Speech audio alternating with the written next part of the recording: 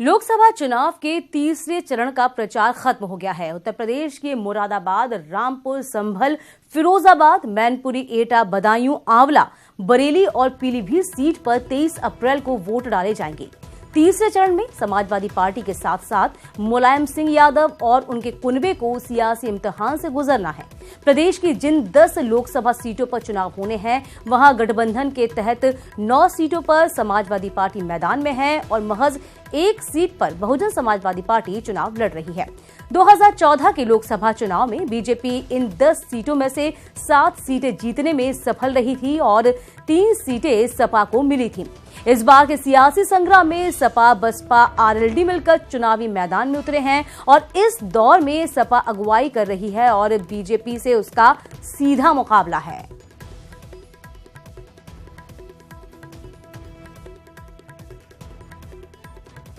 तो बीच मझधार में चुनाव पहुंच गया और इस बीच आरोप प्रत्यारोप का दौर भी तेज हो गया, जिससे बढ़ती गर्मी के बीच सियासी पारा और चढ़ता जा रहा है। मजबूरी कुछ भी रही हो, लेकिन वो राजनीति का बहाना बन गई, क्योंकि अखिलेश सरकार ने उस जमीन पर नहीं उतरने दिया था जिस सरजमी से योगी आदित्यनाथ ने जय के समर्थन में हुंकार भरी और आजम खान के बहाने मायावती और अखिलेश यादव को आड़े हाथों लिया। इस रैली के बाद सीएम योगी ने ट्वीट किया।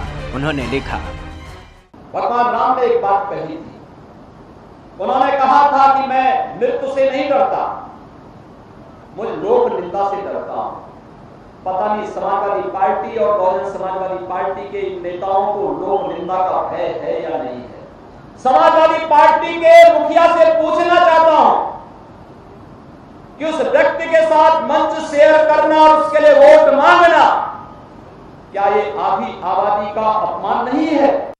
जिस शहर रामपुर के नाम में ही मर्यादा पुरुषोत्तम है, वहाँ का प्रतिनिधि अगर किसी स्त्री के सम्मान की चिंता नहीं करता तो ये निश्चित तौर पर कलंक की बात है। अकेली जयाप्रदा जी की बात नहीं है। आजम खान ने पूरी नारी जाति का अपमान किया और रामपुर इसका जोरदार जवाब देगा। बात कुछ भी हो, लेकिन वायनाड की धरती पर राहुल के रोड शो में दिखे चांद सितारे वाले झंडे सीएम को आज भी खटक रहे हैं। यही कारण है कि लखीमपुर खीरी की धरती से राहुल गांधी की आस्था पर चोट करने के लिए मुस्लिम लीग के झंडों को बहाना बना लिया। श्री राहुल गांधी उत्तर प्रदेश में आते हैं तो यहाँ पर मंदिर मंदिर जाकर के अपने को जनेऊ दिखा करके हिंदू बनने का ढोंग करते हैं, लेकिन जब उत्तर प्रदेश के बाहर केरल में जाते हैं तो वहाँ पर हरा झंडा, चांद सितारे का झंडा लेकर के अपनी नैया पार लगाने के लिए गुहार लगाते हुए दिखाई देते हैं। वैसे जिन कामों को योगी आदित्यनाथ गिनाते हैं, उन्हीं कामों के बहाने अखिलेश यादव ने पलटवार कर दिया। उन्होंने कहा कि जो किया वो हमने किया, लेकिन इस सरकार ने लोगों को परेशान किया। जैसे गांव में जानवर को गला घोंटू बीमारी हो जाती है, गांव वाले जानते हैं, इसी तरह भारतीय जनता पार्टी को काम रोको बीमारी है।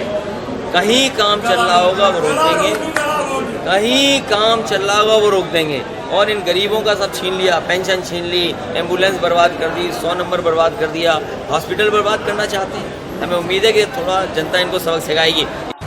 अखिलेश यादव को अपने कामों पर गुमान है, लेकिन योगी आदित्यनाथ ने गठबंधन को महिला सम्मान के साथ ही आतंकियों के मददगार के तौर पर भी निशाना बनाया। साथ ही मुस्लिम लीग के झंडे में पाकिस्तान का रंग देखने वाले योगी आदित्यनाथ राहुल की आस्था को भी निशाना बनाने से नहीं चूके। Bureau report, news 18। CM Yogi Adityanath ने समाजवादी सरकार के दौरान हुए आतंकी हमलों के बहाने अखिलेश को निशाना बनाया, तो अखिलेश यादव ने अपने अंदाज में पलटवार किया। जन्मभूमि पर आतंकी हमला होता है, जब रामपुर के सीआरपीएफ पर आतंकी हमला होता है, जब काशी में संकट मोचन मंदिर पर आतंकी हमला होता है, तब प्रदेश में समाजवादी पार्टी की ही सरकार थी। राम जन्मभूमि पर आतंकी हमला करने वाले आतंकवादी समाजवादी पार्टी का झंडा लेकर के गए थे और जब समाजवादी पार्टी की 2012 में अखिलेश यादव के नेतृत्व की सरकार आती है तो इन्होंने सबसे पहला निर्णय लिया था आतंकवादियों के खिलाफ दायर मुकदमों को वापस लेने का शर्मनाक कारनामा। जब बाबा मुख्यमंत्री हमारे किसानों के खेत नहीं बचा सकते, कहाँ खेत बचा पा रहे हैं? एक साधारण काम है, किसान का खेत बच जाए जानवरों से, इन्होंने वादा किया था अपने घोषणा पत्र में, वो नहीं बचा पा रहे। हाईवे पे गाड़ी चलना चाहिए, सुरक्षित लोग चलें, वो नहीं कर पा रहे। मुझे उम्मीद है कि हॉस्पिटल तो ख्याल करेगा, लेकिन सरकार को जाग जाना चाहिए, और सरकार नहीं जागेगी, अगर हाईवे पुलिसिंग नहीं लगाती है तो सरकार का जाने का वक्त भी आ गया है। राहुल गांधी के नाम को लेकर मचा सियासी घमासान अब सीएम योगी के लिए हथियार बन गया है, क्योंकि योगी आदित्यनाथ ने कानपुर देहात में एक रैली के दौरान लोगों को बताया कि राहुल गांधी का असली नाम राहुल विंसी है। कांग्रेस ने इस राज को छिपाकर देश की आंखों में धूल झोंकने का काम किया है। अब प्रियंका और राहुल का असली नाम लोगों के सामने आना चाहिए। कांग्रेस के जिस नामदार को अब राहुल गांधी के नाम पर जानते हैं, देश राहुल गांधी के नाम पर बेवकूफ बनता था, उसका वास्तविक नाम तो राहुल गांधी है ही नहीं, उसका नाम तो राहुल विंसी है। मुझे आश्चर्य होता है, देश के नजरों पर धूल झोंकने का कितना बड़ा पाप कांग्रेस कर रही है। राहुल गांधी का नाम और प्रियंका वाड्रा का जो वास्तविक नाम है वो देश की जनता के सामने आना ही चाहिए। प्रियंका गांधी वाराणसी से चुनाव लड़ सकती हैं। ये बात वायनाड में मीडिया से खुद प्रियंका ने कही, लेकिन बीजेपी प्रियंका को किसी तरह की चुनौती नहीं मान रही। क्या काशी के कुरुक्षेत्र में महासंग्राम होने वाला है? क्या अजय लगने वाली पीएम मोदी की वाराणसी में कांग्रेस उलटफेर की संभावनाएं तलाश रही हैं? ये सवाल आज देश के सबसे बड़े सूबे की फिजाओं में तैर रहे हैं। दरअसल वायनाड पहुंची प्रियंका ने प्रधानमंत्री मोदी को वाराणसी में चुनौती देने का इशारा किया तो देश भर में नए सियासी समीकरण के कयास लगने शुरू हो गए। Will you be contesting from Varanasi? Any decision on that? You will find out. If my Congress president tells me to contest, I will be happy to contest. Priyanka के इस बयान से 2 दिन पहले कांग्रेस एमएलसी दीपक सिंह ने भी काशी में मोदी वर्सेस प्रियंका की बात कही थी। प्रियंका गांधी जी एक फाइटर महिला हैं, अमेठी के लोग तो उन्हें आयरन लेडी भी कहते हैं।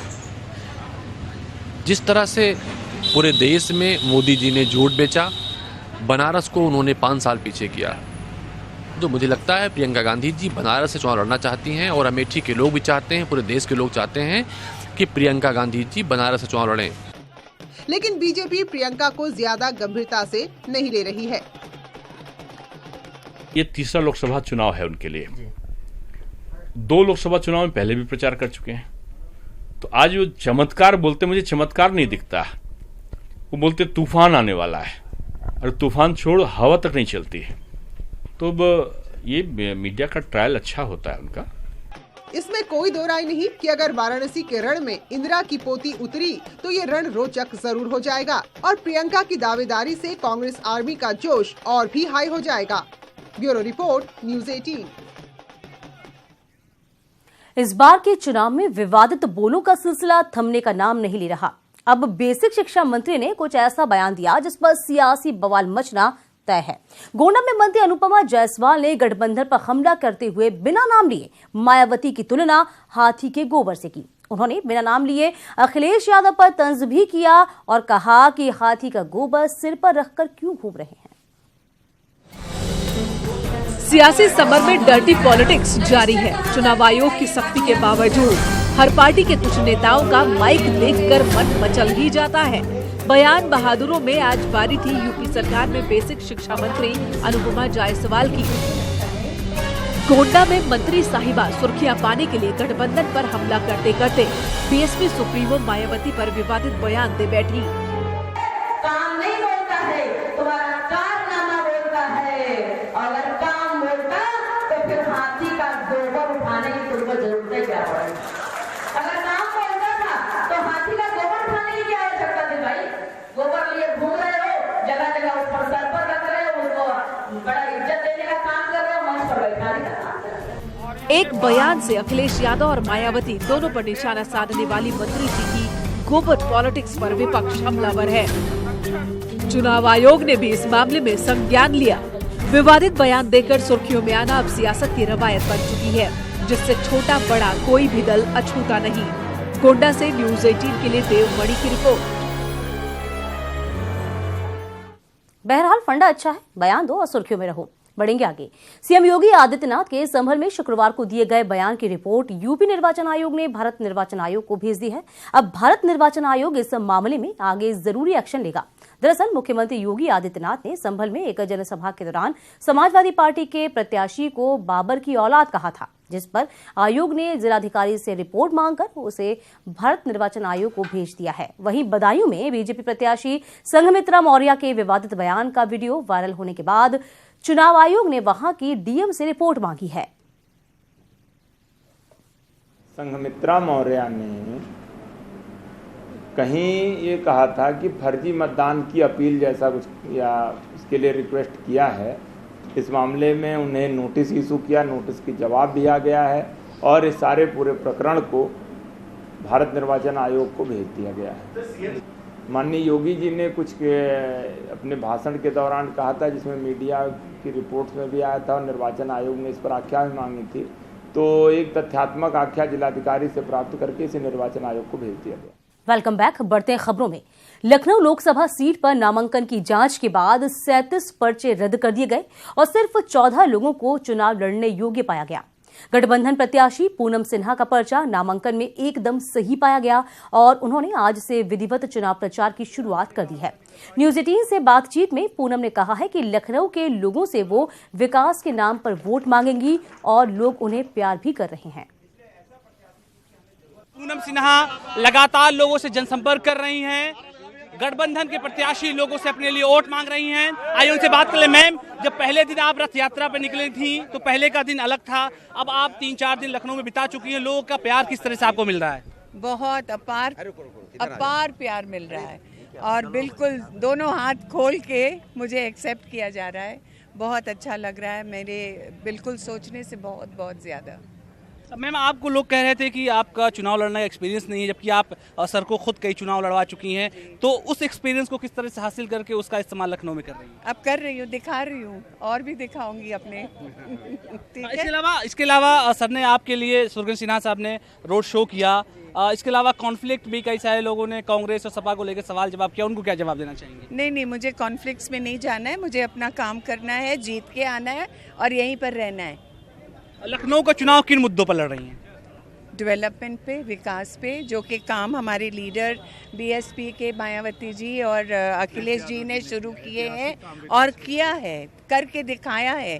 कोई भी पार्टी ने ऐसा काम नहीं किया। मैं वाकई दंग रह गई आज देख के। वो जैनेश्वर पार्क को भी मैं गई थी आज सुबह वहाँ 6 बजे और वहाँ का पार्क देख के मुझे वाकई में लगता है कि काम अगर हुआ है इन 5 सालों में तो यहाँ पर जहाँ से वो बोलते हैं और कुछ करते नहीं है वहाँ पर कुछ नहीं हुआ है। मैम, बीजेपी जिन मुद्दों पर चुनाव लड़ रही है, क्या आपको लगता है कि वादे ही वो चीजें रही हैं? अब बीजेपी की बात छोड़ो, हमें अपनी बात करनी है। मेरे साथ पूनम सिन्हा थी, जिन्होंने साफ तौर से कहा कि ये इलेक्शन हो विकास के नाम पर लड़ रही हैं और पूरी उम्मीद है कि लखनऊ के लोग उनके लिए वोट करेंगे और वो इस चुनाव को जीतेंगे। कैमरा पर्सन मनोज शाही के साथ अलाउद्दीन, न्यूज 18 लखनऊ।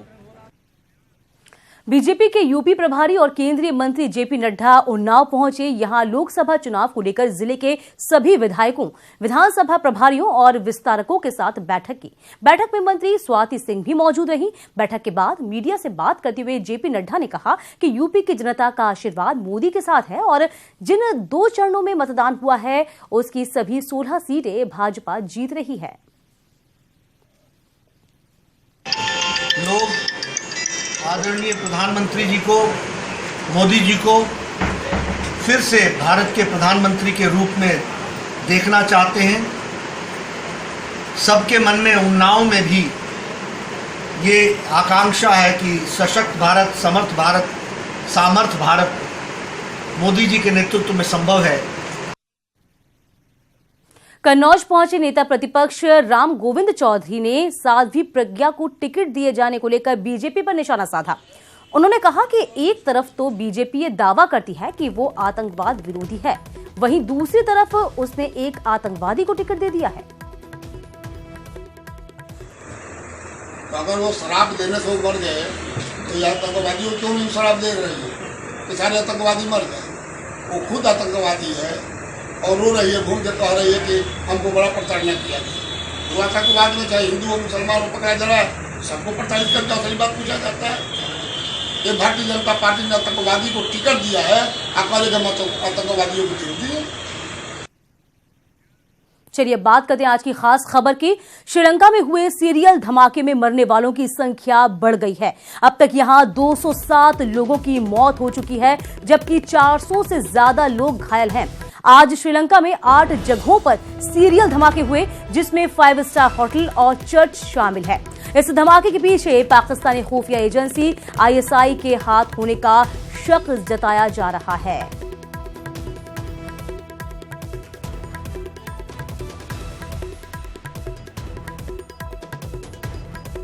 तो 400 से ज्यादा लोग गंभीर रूप से घायल हुए हैं। तस्वीरें इस वक्त हम आपको श्रीलंका की दिखा रहे हैं और हमले के पीछे माना जा रहा है कि पाकिस्तान का इसमें हाथ हो सकता है। और एक खबर यह भी कि पूरे श्रीलंका की इस वक्त सुरक्षा बढ़ा दी गई है। तो होटल से लेकर चर्च तक सिर्फ लाशें ही लाशें बिछी। धमाके में मरने वालों की जो संख्या है वो 207 पहुंच चुकी है। 8 जगहों पर ये सीरियल धमाके हुए हैं।